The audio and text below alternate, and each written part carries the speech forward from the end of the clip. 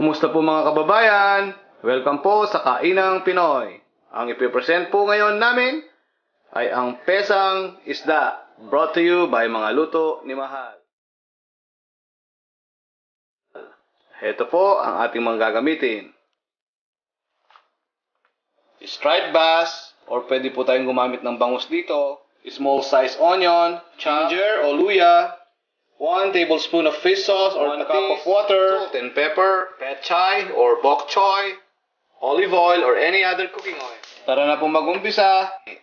Pag mainit na po ang kawali, ilagay na po natin ang ating olive oil. Ayan po at mainit na po itong mantika. Pwede na po muna natin i-fry ang ating isda.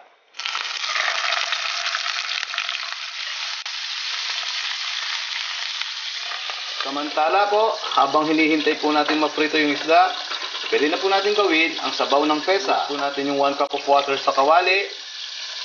And then, ilagay na po natin ang sibuyas. Pagkalagay po sa sibuyas, luya naman po. After ng luya, yung 1 tablespoon of fish sauce or patis. Pagkatapos po, lagyan po natin ng paminta. At atin po itong haluin at atin po itong pakuluan muna. Hintay po siguro tayo ng mga 10 minutes. Ayan po, at napirito na po natin yung ating isda at naset aside na po natin yan. Ngayon po, ihanda na po natin at pwede na po natin ilagay sa ating ginagawang sabaw. Pwede na po natin ilagay ngayon ang ating isda.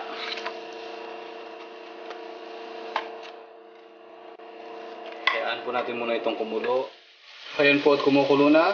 Pwede na po natin ilagay ngayon yung mga pechay.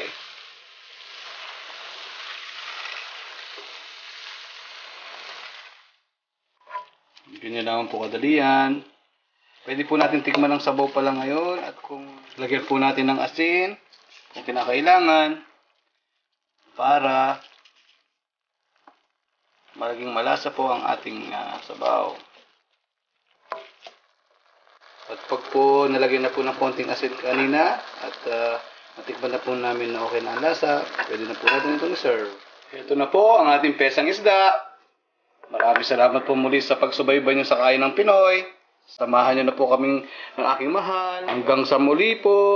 Tara na pong kumain.